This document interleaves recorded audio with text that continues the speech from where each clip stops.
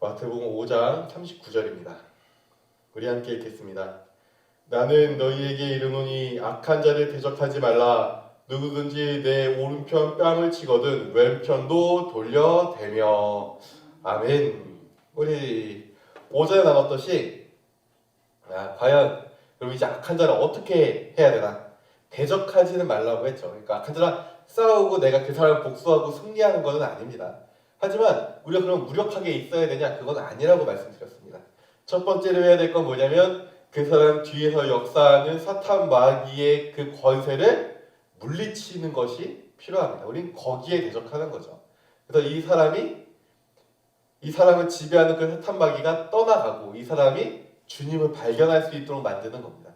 근데 그러려면 첫 번째로는 우리가 그 사탄 마귀를 대적하고 그 다음에 이 사람이 깨달을 수 있도록 방법을 마련해야 됩니다. 그 방법이 뭐냐면 이제부터 나오는 권리를 포기하는 것에서 나오는 것들입니다. 자, 보면은 오른쪽 뺨을 치면은 그쵸? 오른쪽 뺨을 치면 왼뺨을 갖다 대라 라고 하시잖아요. 우리가 옛날에는 이걸 어떻게 해석했냐면 옛날에 그러니까 우리가 아직 유대 땅이나 이스라엘 민족에 대해서 잘 알지 못할 때는 이걸 어떻게 해석했냐면 오른쪽 뺨을 쳤으면 때려라! 이렇게 왼쪽 뺨을 대는 거로 생각을 했습니다. 그렇게 우리 많이 배워왔죠. 그렇죠? 그런데 이거는 사실은 조금 잘못된 이해고요. 어떤 거냐면 당시에 그 문화가 있었습니다. 어떤 문화냐면 오른쪽 뺨을 때리는 그러니까 오른손으로 뺨을 때립니다. 오른손 뺨을 때리니 오른쪽 뺨을 때릴 수밖에 없죠. 그렇죠? 그럼 오른쪽 뺨을 때렸어요. 그러면 이렇게 왼쪽을 들이밀어요. 그러면 때릴 수 있어요, 없어요? 당시 그 규칙상 오른손으로 때려야 됩니다. 왼손을 때리는 건 우리 한번 너 한번 나 한번 진짜 죽어볼까? 이런 거고요. 때리게 항상 오른손으로 때립니다. 때렸는데 그러면 오른뺨이 이렇게 돌아간 거를 이렇게 왼뺨을 이렇게 들이밀면 못 때리죠? 그런데 때릴 방법이 있죠. 어떻게 해요? 손등으로 이렇게 때리면 되긴 합니다. 근데 손등으로 때리는 거는 뺨을 때리는 것보다 몇 배의 모욕적인 그겁니다. 그러니까 손등으로 때리면은 그 사람도 어마어마한 모욕을 받은 것 동시에 나도 모욕을 받아요. 그러니까 그 문화를 이해하면은 이게 뺨을 이렇게 민다는 게 여기도 때리세요. 균형 맞춰줘야지. 여기 부었으니까 여기도 때려서 이렇게 부어서 맞춰달라. 이런 게 아니라 이쪽을 때리자 이제 왼쪽 뺨을 들이미는 거죠. 그러면 어떻게 되니까 이 사람이 때리려다가 이게 때렸으면 이렇게 돌아와야 되는데 이렇게 맞았으면 이렇게 돌아와야 될 거 아니에요. 그리고 다시 때리죠. 근데 맞았는데 돌아오는 게 이 반대편으로 돌아와요. 그럼 못 때리니까 어떻게 해요? 이 사람이 멈추게 됩니다. 거기서 잠시. 그러면 어떻게 될까요? 머뭇거리는 사이에 나의 행동과 나의 모습과 나의 문제를 이 사람이 돌아보게 되는 거죠. 이거는 오른쪽 뺨을 맞고 왼쪽 뺨을 대라는 거는 뭐냐면은 내가 이 사람한테 뺨을 맞았으니 난 보복할 수 있습니까? 없습니까? 보복할 수 있습니다. 내가 이 사람 때릴 만한 권리가 있습니까? 없습니까? 때릴 권리가 생겼죠. 우리 그걸 정당방위라고 얘기하죠. 때릴 권리가 생겼어요. 그런데 어떻게 하는 거예요? 때릴 권리를 포기하고 이 사람이 지금 내 행동이 어떠한 것인지를 생각하게 만들기 위해서 뭐예요? 왼쪽 뺨을 돌려대라는 겁니다. 그러니까 이게 굉장히 무력하게 오른쪽 뺨 맞았으니 왼쪽 대고야 여기 때려 또 맞고 이런 게 아니라 오른쪽 뺨 맞았어요. 그러면은 네가 지금 그거 한번 생각해보지 않을래? 한번 이 사람을 멈칫거리게 만들라는 거죠. 일시적으로 멈추게 만드는 겁니다. 그러면서 항의하는 거죠. 그러니까 우리가 이거를 저는 죄를 지면은 죄 짓도록 마음대로 해주고 주님 그냥 기도만 하고 이게 아니라 그 죄 짓는 거를 어떻게 하는 겁니까? 멈칫거리게 만드는 겁니다. 때로는 그게 나의 뺨이 맞을 수도 있는 행동이죠. 하지만 그걸 어떻게 하라고요? 그 사람을 멈추게 만드는 겁니다. 멈추게 만들면 어떻게 됩니까? 사람이 멈추면 생각을 하게 되죠. 그렇잖아요. 막 혈기 부리다가 막 화를 내다가 저희 막 전화로 막 싸웠다고 해봅시다. 막 전화로 막 싸우고 막 화를 내다가 저는 딱 끊었어요. 그럼 어떻게 됩니까? 생각을 하기 시작하죠.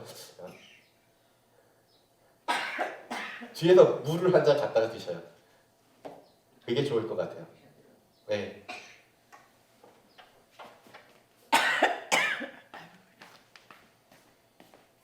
커피를 먹으면 목이 좀 말라서 더 그러는 것 같더라고요.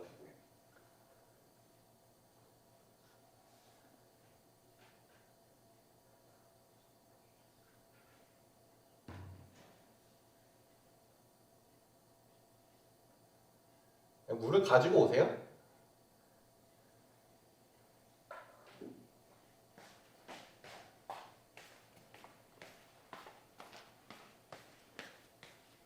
자, 그래서 그 사람이 어떤 악인이 악을 행할 때 아이고 저 사람 악을 행하네 이게 쳐다보는 게 아니라 뭐예요? 내가 가서 내 뺨을 맞더라도 뭐예요? 이 사람이 그 자리에 멈추게 만들라는 거죠, 한번. 그래서 어떻게 하라는 거예요? 그 사람이 자신의 행동을 돌아볼 수 있게. 사실 우리가 악을 행하는 사람들, 특히 우리도 마찬가지죠. 우리도 연약함 때문에 죄를 저지를 때가 있죠. 그때 누군가 나를 잠깐 말려줬으면 내가 그렇게 하지 않았을 텐데 하는 생각 듭니까 안 듭니까? 들잖아요, 솔직히 말해서. 누가 옆에서 그거 조금만 기다려봐 만 했어도 내가 지을 죄가 이만했던 게 요만해질 텐데 라고 생각하죠. 그것처럼 뭐요? 저 악인이 악을 행합니다. 그러면 우리는 그 뒤에 역사하는 사탄 마귀에 대해 대적하며 그 사탄 마귀가 떠나도록 기도를 하지만 동시에 뭐예요? 그 사람을 찾아가서 오른쪽 뺨을 맞는 거죠. 오른쪽 뺨을 맞더라도 뭐예요? 그 사람을 잠깐 멈춰 세우는 겁니다. 그럼 어떻게 돼요? 이 사람이 자기를 돌아보게 되죠. 그러면서 이 악행이 멈추어질 수 있습니다. 그러니까 오른쪽 뺨을 때리거든, 오른쪽 뺨을 치거든, 왼편도 돌려내면 이런 뜻입니다. 이거는 무조건 거기 양쪽을 맞고 있으라 이 얘기가 아니라 이 사람을 멈춰 세우라는 거예요. 때로는 뭐예요? 그게 나에게 손해가 있더라도, 때로는 그게 나의 오른뺨이 아프라 할지라도 멈춰 세우라는 겁니다. 그거는 이 사람과 싸워서 멈춰 세우라는 건가요? 아니죠. 뭐예요? 내가 손해볼 때 이 사람이 멈칫거릴 거 아니냐. 그때 이 사람을 스스로 돌아볼 수 있는 기회를 주라 이런 거죠. 사실 이런 개념은 굉장히 많이 사용됩니다. 우리가 아이가 잘못했을 때 무조건 시작부터 회초리를 드나요? 아니죠. 그리고 아이가 잘못하자마자 일로와 그래서 회초리 드는 사람은 나쁜 부모라고 우리 얘기하죠. 어떻게 합니까? 처음에는 말로 타이르죠. 야, 애 앉혀놓고 너 생각해봐. 네가 뭘 잘못했어. 이러지 무지적정에서 회초리만 들고 야 일로 와라. 내가 너의 그 다리 몽둥이로 오늘 부셔버리겠다 이러진 않잖아요. 그것처럼 뭐야 이 사람이 생각하게 만드는 거죠. 왜 뭐 이렇게 요새 뭐 이렇게 멍멍이들 키우는 그런 프로그램도 되게 많이 나오고 막 이런 예능들 많이 나오는데 보면은 심지어 개도 어떻게 하냐면 개가 잘못했을 때 개가 생각하게 만들더라고요. 만약 개가 개집에 들어가야 돼요. 그러면은 먹이를 주고 개집 앞까지 갑니다. 먹이를 하나 던져놔요. 개집 안에다가. 그리고 어떻게 해요? 개가 이거 왜 나 먹이를 안 주지? 야, 간식 내놔라. 이렇게 바라보고 있으면은 그냥 가만히 기다려요. 가만히 기다려요. 얘가 생각할 시간을 주는 거죠. 그러다가 못하면 좀 도와주긴 하죠. 도와줘서 한 번 하고 다음에 또 집어넣어놓고 이렇게 기다리는 겁니다. 그럼 걔가 또 고민하죠. 아까 전에 간식이 나왔는데 왜 지금은 나한테 안 주지? 하다가 이제 점점 걔 집으로 들어가는 거죠. 얘가 생각하고 움직이게 만드는 게 요새 그 개를 키우는 방식이거든요. 하물며 걔도 그럴 건데 사람은 어떻게 하겠습니까? 사람도 동일하게 그렇게 해줘야 된다는 거죠. 다음에 이제 우리가 또 포기해야 될 게 뭐냐면 악인을 상대할 때 우리가 포기하면서 상대를 하는 건데 방금 전에도 내가 복수할 권리를 포기했죠. 내가 저 사람에게 반격할 권리도 포기했고요. 그리고 때로는 나의 아픔도 포기한 거죠. 그 다음에는 또 포기할 게 있습니다. 뭐냐면 40절에 나오죠. 또 너를 고발하여 속옷을 가지고자 하는 자에게 겉옷까지도 가지게 하며 라고 되어 있습니다. 여기서 잘 생각해야 될 건 우리가 저 사람이 악인이라고 우리가 저 사람에게 죄를 1도 지지 않았다라고 생각할 수 없어요. 왜냐면 우리도 잘못을 저지릅니다. 그래서 이 사람이 악인이 나를 고발했어요. 악인이 나를 고발한 거예요. 그래서 내가 잘못을 하게 된 거죠, 뭔가. 잘못했을 때 그럼 내가 사과를 해야 돼요. 근데 우리가 악인에게 죄를 저질렀을 때 사과를 하나요, 안 하나요? 아시죠? 절대 안 합니다. 저 사람이 저 사람이 잘못했어도 야, 네가 나한테 끼친 피해가 얼마나 큰데 지금 네가 나한테 그거 해달라고? 웃기고 있네 이러면서 싸우기 바쁘지. 그거 네가 나한테 잘못 많이 했지만 내가 이건 내가 잘못해서 내가 미안했어 하고 하는 경우 있습니까? 사실 없어요. 그렇잖아요. 그런데 예수님은 그렇게 하라는 거예요. 왜요? 이 사람이 또 다른 충격을 주는 건데 어떻게 주냐면 자, 이 악인은 여전히 악인입니다. 소송의 권리가 쉽게 얘기하면 이렇게 되는 거예요. 저 악한 사람에게 내가 꼬투리가 잡혀서 소송에 걸렸어요. 내가 잘못한 건 잘못한 거예요. 그런데 이 악인이 어떻게 나를 털어갔냐면 내 전 재산 다 뺏어가고도 그것도 부족해서 네가 입고 있는 속옷을 내놓으라고 얘기하는 거예요. 그래서 보면은 이렇게 돼 있죠. 너를 고발하여 속옷을 가지고자 하는 자예요. 너를 고발하는데 야긴이 나를 고발했는데 내 속옷까지 뺏어가는 거예요. 이건 무엇을 얘기하냐면 있는 걸 다 뺏어간다는 걸 이야기합니다. 왜냐면 속옷까지 뺏기면 남은 건 뭐냐면 겉옷인데 이 겉옷은 유대 법상 뺏어갈 수가 없습니다. 왜냐면 출애굽기 22장 26절에서 27절 말씀 보면 내가 만일 이웃의 옷을 전당 잡거든 해가 지기 전까지 그에게 돌려보내라. 그것이 유일한 옷이라. 그것이 그의 알몸을 가릴 옷인즉 그가 무엇을 입고 자겠느냐. 그가 내게 부르짖으면 내가 들으리니 나는 자비로운 자임이라 라고 되어 있거든요. 그러니까 뭐냐면 법적으로 막힌 겁니다. 하나님이 다 뺏어가고 뭐 보상을 하는 거 다 뺏어가도 되는데 얘 겉옷은 냅둬라. 그렇잖아요. 사람이 알몸으로 돌아갈 수는 없잖아요. 알몸으로 돌아다니면 그 얼마나 흉측하겠습니까? 그러니까 겉옷은 냅두라는 거죠. 이 사람이 그 추위를 막을 수 있는, 그 더위를 막을 수 있는 유일한 거니까. 집을 뺏겼어도 이 옷만 있으면 잠은 잘 수 있으니까 라고 얘기하시는 겁니다. 그러니까 결국 속옷까지 뺏는 건 뭐냐면 우리를 홀라당 베껴 먹는 거죠. 이 악인들이 잘못하다 꼬투리 집어가지고 홀라당 베껴 먹는데 여기서 뭐라고 얘기합니까? 예수님이 속옷 내어주라라고 얘기하십니까?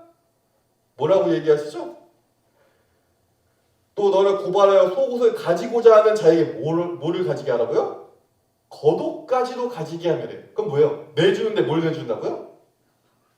겉옷까지. 그럼 뭡니까? 다 내주는 거죠. 내가 이 사람에게 잘못을 했습니다. 우리는 그 사람에게 악인이라 해서 우리가 그 사람에게 사과를 안 할 수 있지만 사실 우리는 사과를 해야 됩니다. 그렇죠? 왜요? 나의 잘못도 잘못이니까요. 근데 사과를 하는데 어떻게 하라는 거예요? 네가 가지고 다 내어주면서 사과해라. 그럼 뭐가 된다는 거예요? 이 사람이 고발을 해가지고 내가 저 녀석을 내가 드디어 털어먹는구나 하고 신나고 있는데 갑자기 내가 생각한 것보다 더 많이 줘요. 더 많이 사과해요. 그러면 이 사람이 어떻게 될까요? 자기 행동 어떻게 합니까? 돌아보게 됩니다. 그렇죠? 잘 생각해 보세요.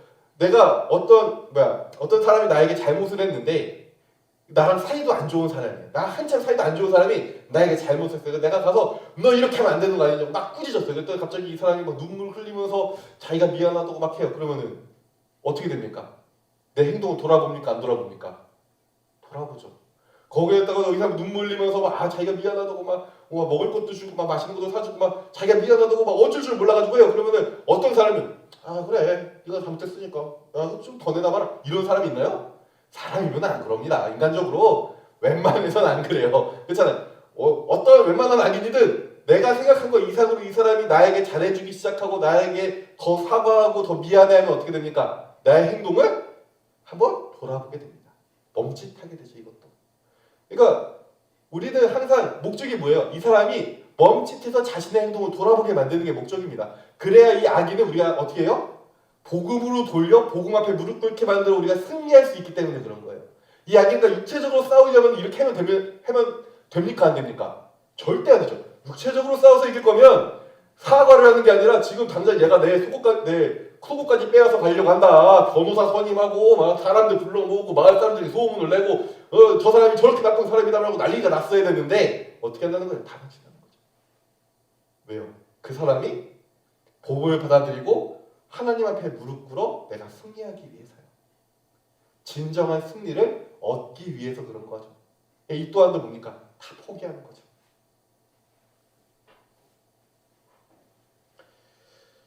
그래서 그 사람이 부끄러움을 느끼게 만드는 겁니다. 그리고 그 다음 절 보면 또 있죠. 참 주님이 여러 가지 예시를 드셨죠. 42절입니다. 41절입니다. 또 누구든지 너로 억지로 오리를 가게 하거든 그 사람과 심리를 동행하고 라고 되어 있습니다. 여기서 오리를 간다는 게 이거 오해하면 안 됩니다. 이 악인이 나랑 같이 오리 저쪽까지 같이 가자. 그 금산까지 같이 걷자 이래가지고 싫은데 그냥 따라가야지 이러면서 이게 아닙니다. 이것도 오해에서 시작된 거예요. 원래 이 개념이 뭐냐면은 여기서 오리를 걷게 한다는 거는 그냥 걷는 게 아닙니다. 당시 그 로마의 법에 뭐가 있냐면요. 로마 군병은 그 시민들에게 그 로마 군이 하면 막뭐 경장 뭐 병기도 있고 식량도 있고 많잖아요. 그리고 군인이 다 나눌 수 없지 않습니까? 그러니까 지나가던 시민한테 요청할 수 있는 겁니다. 너 저쪽까지 그 거리가 오리까지는 이 사람이 강제로 그 짐을 나눌 수 있게 해준대요. 그러니까 예수님이 십자가 지실 때 그 시므온에게 로마 군병이 그 짊어져가지고 갑자기 시키잖아요. 그게 그런 권리가 로마 군병에 있기 때문에 이 시므온이 그거를 이렇게 막 도망치지 못하고 이제 강제로 끌려가게 된 거죠. 그거 강제로 그 십자가를 짊어지고 걷게 된 이유가 거기 있는 겁니다. 그러니까 이 오리를 걷는다는 건 뭐예요? 이 악인이 로마 군병인 거죠. 자, 생각해봅시다. 악인이 로마 군병이에요. 내가 너무 싫은 로마 군병이 갑자기 나 찾아와서 지금부터 너는 이 짐을 저쪽까지 나른다. 명령을 해요. 그러면 그 친구하고 이렇게 악인하고 수다 떨면서 오리 걷는 게 아니라 뭐예요? 짐을 짊어지고 낑낑거리며 오리를 걷는 겁니다. 쉽게 얘기하면 금산까지 가는 거예요. 이만한 짐을 짊어지고 한 30kg 되는 한 40kg 되는 쌀가마니를 지고 저쪽까지 가자 하고 명령을 내린 거죠. 그럼 내가 가기 싫어도 가야 돼요. 그런데 어떻게 하라고요? 오리가 아니라 십리를 가라고요. 2배를 가라. 예를 들면 저쪽 그 인삼 시장까지 가라 이 얘기죠. 이 40kg를 지고 얘는 분명히 야 금산까지만 가고 거기 가면 돼 라고 했는데 그거를 거기까지 굳이 짊어지고 가는 겁니다. 그러면 다시 얘기해서 이럴 때 이 악인이 자기 행동 돌아봅니까 안 돌아봅니까? 돌아보게 됩니다. 이런 의미예요. 이게 단순히 야 이 사람은 수다 떨면서 그 한 5kg 갖고 한 10kg 가라 한 2kg 갖고 한 4kg 가라 이 얘기가 아니라 짐을 짊어지고 힘들고 고통스러운 길을 어떻게 하라는 거예요? 더 가라는 거예요. 그럼 어떻게 된다? 이 사람이 의문을 품게 된다. 도대체 얘는 왜 이럴까? 잘 생각해 보십시오. 내가 정말 싫어하는 사람이 있는데 내가 이 사람한테 자 반대로 이 악인 입장에서 생각해 봅시다. 나랑 이 사람하고 사귀기 안 좋아요. 나는 악인인데 하여튼 내가 악인인 거하고 상관없이 사이는 이미 안 좋을 수밖에 없겠죠. 악인이니까 서로. 그런데 이 사람이 부탁하기 좋을까요? 싫을까요? 싫겠죠. 이 사람도. 그런데 날라다니까 부탁을 합니다. 그러면 나르는데 저기까지만 날라주면 되는데 갑자기 2배를 날라줘요. 계속 야 여기서 내려놓으면 된다니까. 아 내가 가겠어. 같이 갈 거예요. 그러고서는 계속 들고 날라줘요. 그러면은 그 시간 동안 이 악인은 얼마나 많은 생각을 할까요? 이 악인의 마음속에 얼마나 많은 궁금증이 막 샘솟아 올라갈까요? 이겁니다. 그때 어떻게 돼요? 이 사람이 아 예수 믿는 사람은 다르구나를 깨닫게 되죠. 자신의 행동을 돌아보면 어떻게 됩니까? 그 자신의 죄를 돌아보게 되고 주님을 찾게 되는 그 계기가 되는 거죠. 사실 우리 주변에도 이런 걸 통해서 예수님을 믿는 경우들이 종종 있는 걸 알고 계실 겁니다. 누군가가 어려울 때 요만큼만 도와주면 되는데 이만큼 도와줘서 이 사람이 너무 고마워서 어떻게 해야 되나 이럴 때 우리 같이 교회 나갑시다. 우리 예수님 믿읍시다. 예수님이 당신을 사랑하십니다. 이렇게 그때 전에서 복음을 믿게 되는 사람들 많이 보잖아요. 우리 집에 사실 많은 사람들이 그렇게 주님을 믿게 되죠. 그겁니다. 방법은 다른 데 있지 않습니다. 그 사람과 싸우고 그 사람과 부딪히는 데 있는 게 아니라 뭡니까? 이것 또한 나의 자유를 희생하는 거죠. 내가 오리만 거두면 난 자유로워질 수 있습니다. 오리만 이 무거운 거 짊어지고 갖다 주면 그 다음에 내 마음대로 내 자유시간 나 쓸 수 있는 겁니다. 누가 그거 가지고 뭐라고 합니까? 그 오리 갖다 줬는데요. 법대로 했는데요. 근데 심리를 갖다 줘요. 왜요? 이 사람의 영혼을 사랑하기 때문에요. 하나님이 이 사람의 영혼을 사랑하고 계시기 때문에요.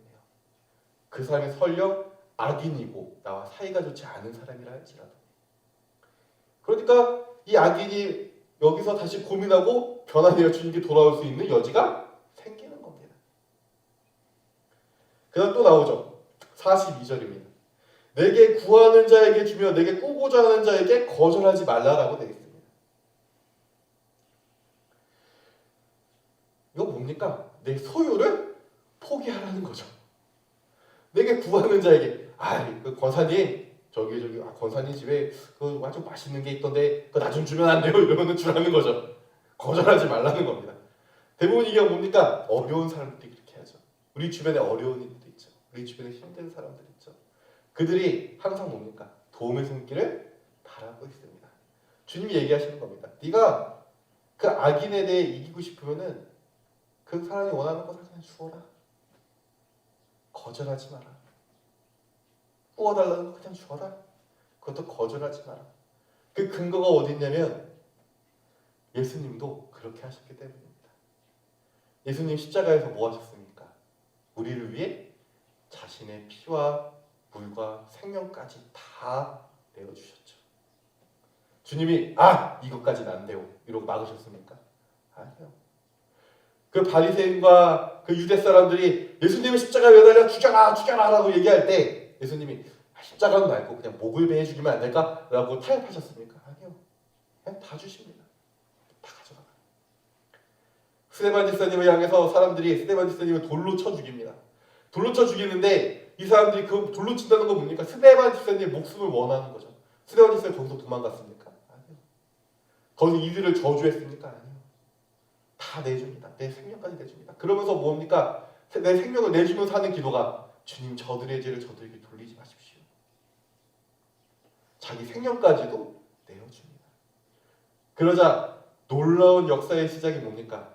그 자리에 있던 바울의 마음에 변화가 시작되는 거 아닙니까? 원수에게도 이렇게 뭐예요? 그 사람이 어려움에 처해 도움을 요청한다면 대주하는 겁니다. 근데 우리가 원수한테 어떻게 합니까? 그 사람이 어려워서 막 도움을 요청할 때 우리 이러죠. 아유 꼴 보기 좋다. 내 그럴 줄 알았지. 네 그렇게 사니까 그렇게 된 거야. 그러면 어떻게 합니까? 그 요청하는 도움의 손길을 딱 하고 내치면서 어디 그 나한테 손을 내밀어. 난 너 절대 돕지 않을 거야. 난 너랑 절대 상관없는 삶을 살 거야. 이렇게 이야기하죠. 그러면 그때 이 사람이 갑자기 눈물 흘리며 회개합니까? 이러면 갑자기 내가 하나님께 너무나 잘못을 했어. 내가 주님을 열심히 믿겠어. 이럽니까? 아니죠. 얼굴이 시뻘개져서 나중에 한번 두고 보자 이러면서 돌아가죠. 거기에 주님이 있습니까? 없습니다. 그런데 이 사람이 어려워서 이 악인이 나와 그렇게 싸웠던 이 사람이 어려워 힘들어서 나에게 찾아왔다는 건 뭐예요? 그 악인이 나랑 그렇게 사이가 안 좋은 그 사람이 어려워서 나에게 찾아왔어요. 그럼 뭐예요? 이 사람이 도움을 구해도 구할 데가 없는 거죠. 이 사람도 알 거 아닙니까? 이 사람도 바보가 아니잖아요. 나랑 자기랑 사이가 안 좋은 거 뻔히 아는데 나한테까지 찾아왔다. 그건 뭐예요? 이 사람이 정말 간절한 겁니다. 이 사람이 정말 극한의 어려움에 처한 겁니다. 그때 뭡니까? 우리가 그들에게 베풀어 줍니다. 그들의 도움을 외면하지 않고 내가 할 수 있는 최선으로 다 내줍니다. 그럼 어떻게 됩니까? 이 사람이 도대체 이 사람은 왜 그러는 걸까? 나랑 그렇게 사이가 안 좋았던 이 사람 도대체 왜 그러는 걸까? 그때 뭐예요? 복음이 전해지는 겁니다. 그러니까 지금 예수님이 알려주시는 모든 방법들이 뭐예요? 이 악인을 어떻게 하는 거예요? 악인을 의인으로 바꾸는 데 집중되어 있는 방법인 겁니다. 악한 길로 가서 악한 길로 저주받은 길로 끊임없이 살아가는 이 사람을 주님께로 넘기는 방법인 겁니다. 이게 악인을 이기는 법입니다. 이게 악인을 상대하는 방법입니다. 근데 우리는 자꾸 뭡니까? 힘으로 악인을 이기려고 하죠. 법으로 악인을 이기려고 하고 말싸움으로 이기려고 하고 사람들을 이용해서 이기려고 합니다. 그런 이 악인이 변화가 됩니까? 안 됩니까? 죽어도 변화가 안 되죠. 우리 주변에 잘 생각해 보십시오. 우리 주변에 나랑 사이가 안 좋고 그 사람들이 저 사람도 안 좋다라고 얘기하는 그 사람 있잖아요. 어때요? 몇십 년이 지났죠. 그 얘기 들은 지. 변합니까? 안 변합니다. 그 사람하고 나하고 수십 번을 싸웠죠. 변합니까? 안 변합니다. 어떻게 변합니까? 그 사람이 내가 그 사람을 대하는 태도가 주님이 이야기하신 태도가 아니기 때문에 그 사람이 변화되지 못하는 것뿐입니다.